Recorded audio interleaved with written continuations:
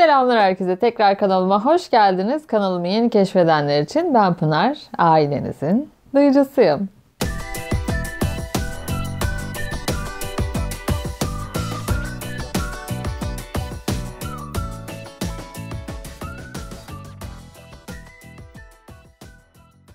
Bugün sizlerle en çok beklediğiniz videolardan bir tanesiyle birlikteyiz. Bana o kadar çok mesaj attınız ki bu konuyla ilgili. Ne zaman gelecek, ne zaman gelecek diye. İşte bugün sonunda geldi. İlk yaptığımız Afrikan sepetleri çok sevdiniz ve bununla ilgili de bir sürü mesaj geldi. Bunun için öncelikle çok teşekkür ederim. Hem denediğiniz için hem beğendiğiniz için. Afrikan sepetlerin ikinci çalışması ve tabii ki seviyeyi bu çalışmada bir tık arttırdık. Sizlere yine Afrikan sepet yapımının kolay şekliyle sadece biraz değişik versiyonlarıyla bir çalışma göstereceğim bugün. Tabii bu seviye konusunda birazcık değişiklikler olabilir. Ben kullandığım malzeme sebebiyle bu seviyeyi birazcık yukarı çıkartmış olabilirim. Açıkçası böyle zor olacağını bilmiyordum. Sadece oyalamasından dolayı zor oldu diyorum. Yoksa kağıt iplerle yaptığınızda çok daha çabuk sonuç elde edeceğinizi söyleyebilirim. Her zaman yeni şeyleri, yeni malzemeleri çok meraklıyım. Onları denemeyi çok istiyorum. Bu sefer de mumlu ipleri denedim. Peki neden böyle bir şey yaptım? Bunun açıklamasını da yapmak istiyorum. Önceki Afrikan sepet çalışmasında bir yorum gelmişti. Parlak olarak nasıl yapabiliriz diye. Ben de bunu çok merak ettim. Parlak olarak nasıl olabilirdi? Malzemeyi düşündüm. Ne olabilirdi diye parlak. Mum ipler geldi aklıma. Onlarla yapmak istedim. Ama mum ipler biraz ince olduğu için çalışmanın bitme süresini uzattı. Bunu baştan daha belirtmek istedim. İsterseniz kağıt iplerle de çalışabilirsiniz ya da benim gibi mum iplerle de yapabilirsiniz. Ama sonuca şöyle bir baktığımda İyi ki bu iplerle yapmışım diyorum. Çünkü sonuç gayet zarif ve şık görünüyor. Umarım bu çalışmayı da en az diğer Afrikan sepet çalışması kadar beğenirsiniz. Eğer beğenirseniz beğen tuşuna basmayı unutmayın. Kanalıma hala abone değilseniz abone olmayı da unutmayın. Gerekli açıklamaları da yaptıktan sonra sözü daha fazla uzatmak istemiyorum ve sizi çalışmanın yapılışıyla baş başa bırakıyorum. Sepet yapımında gereken tüm malzemeler ekranda gördüğünüz gibi.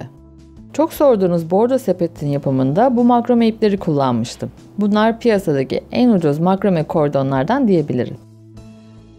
Bu seferki sepetin yapımında da bu 3 tane ayrı renkteki mumlu ipleri kullanacağım. İç kısımda kullandığımız bu kordonun ismine de iskota halatı deniyormuş. İnternette bu isimle arattığınızda kolayca ulaşabilirsiniz. Benim aldığım bu 15 metrelik kordon 6 liraydı. Mumlu iplerin bir tane makarasında 100 metre var. Bunların da fiyatı 8 liraydı. İlk olarak sepeti oluşturmaya somon renkteki iple başlıyorum. Eğer renkleri beğenirseniz açıklamalar kısmında isimlerini bulabilirsiniz.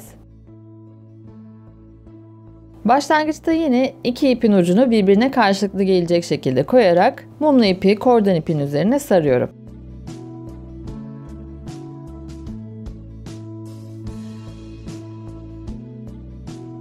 Yeterli uzunluğa geldikten sonra da uç kısmını diğer ipe doğru kıvırıyorum. Yine sarmaya devam ederek iki ipin ucunu böylece birleştiriyorum. Tekrar bir kıvırma hareketi yapıyorum ve en düzgün görünen tarafı ön taraf olarak kabul ediyorum. Mumlu iplerin kullanımında elleriniz biraz yapış yapış olabilir. Bu durum başlangıçta biraz rahatsız edici gelebilir. Önceki sepetin tekniğinden farklı olarak burada birleştirme işlemini sardığımız iplerin arasından iğne ile geçirerek yapıyoruz. Böylece sardığımız alan ön tarafta görünmüyor, ara kısımda kalıyor. Bu konuda çok minik bir detay belirtmek istiyorum. Gördüğünüz gibi iğneyi bir alt taraftan geçiriyorum ve bunu üstte kalan son pembe ipin hizasında alt tarafta bir solundaki yere yapıyorum. Daha sonra ipi tekrar kordona sarmaya devam ediyorum. Bu sefer iğneyi geçirirken belli sayıda aralıklar kullanmadım. 2-3 santim aralıklarla göz kararı yaptım. Yine de fazla aralıklar vermemeye çalışın. Fazla aralıklar verdiğinizde yamulmalar ya da boşluklar görünebilir. Bu aralıkları 2 ya da 3 santim mesafesinde tutmaya özen gösterin.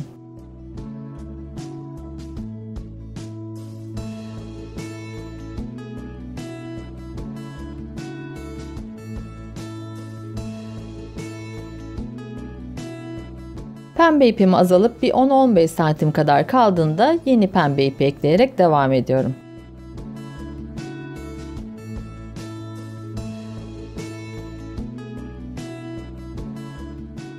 Daha sonra yeni eklediğimde sarmaya başlıyorum Ve bu sefer küçük kalan pembe ipi de kordonla birlikte yürüterek hem kilitliyorum hem de gizliyorum.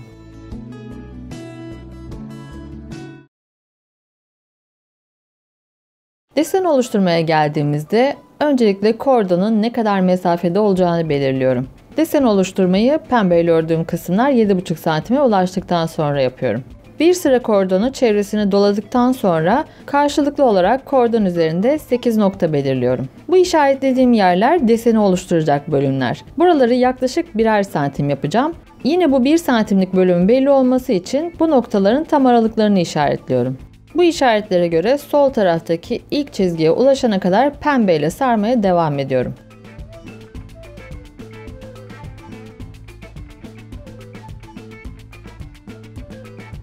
İşarete yaklaştığımda da artık ipi eklemem gerekiyor. Turuncu ipi alarak eklemeyi yapıyorum.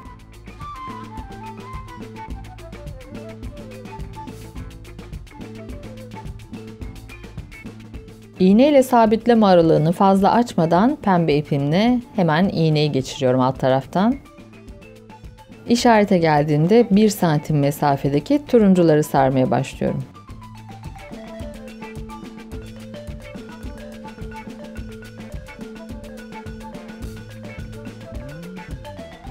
Daha sonra tekrar ipleri değiştirip pembe ile devam ediyorum ve yine işarete geldiğimde turuncuları sarmaya devam edeceğim. Bu şekilde bu sırayı bitiriyorum. Artık bundan sonrasında bu turuncu işaretleri baz alacağım ve buna göre desene devam edeceğim. Sonraki sıra için tekrar etrafını bir sıra kordon dizdim. Alt taraftaki turuncuların sağdan ve solundan bir miktar genişleterek örüyorum bu sırayı da. Bu sırayı tamamen turuncuya hizalıyorum. Eğer buraya kadar hala nasıl yaptığımı anlamayanlar varsa diye bir de yakından ve yavaş şekilde neler yaptığımı göstermek istiyorum.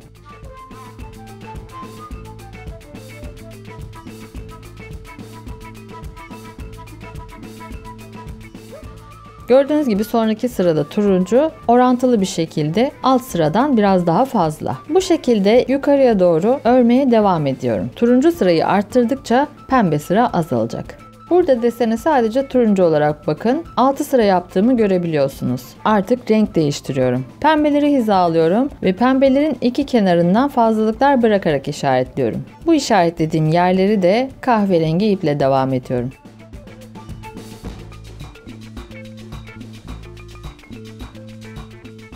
Ayrıca gördüğünüz gibi bu sıraya kadar sepetimiz dümdüz. Bu sırayla birlikte derinlik vermeye de başlıyoruz.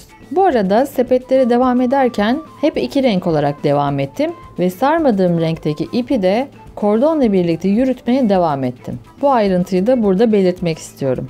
Derinlik verme işleminde çok minik bir hareketimiz var. Kordonu gördüğünüz gibi sepetin az bir şekilde üzerine koyuyorum. Yani buradaki kordon mesafesini çok az kısa tutuyorum. Ama tam olarak üstünde değil, hafif bir şekilde. Ve bunu da bir sıra boyunca devam ediyorum. Bu sıra derinlik verme sırası. Bakın hem burada ip değiştirip kahverengiyle devam ettim, hem de sıra boyunca derinlik verdim. Bu sıradan sonra özellikle bir derinlik vermenize gerek kalmıyor. Kendiliğinden yuvarlaklaşarak devam ediyor.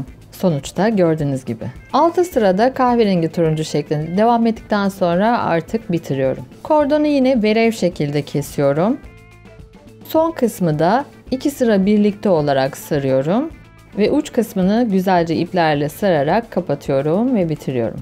İsterseniz kahverengi kısmı oluşturduğum gibi tekrar desene devam edebilirsiniz ya da burada bitirebilirsiniz. Sepetimin son haliyle ölçüsü 21,5 santimetreye ulaştı.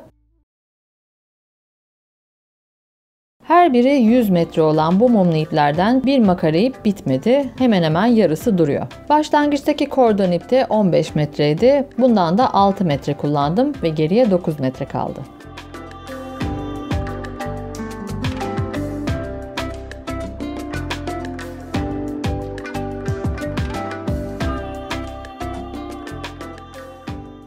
Umarım bu sepet modelinde önceki sepet modeli kadar beğenirsiniz. Beğendiğinizde beğen tuşuna basmayı unutmayın. Kanalıma hala abone değilseniz abone olmayı da unutmayın.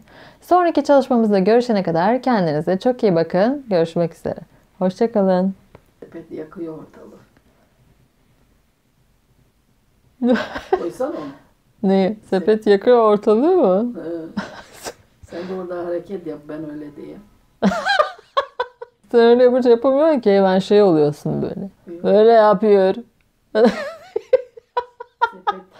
Sepet yakıyor ortalığı.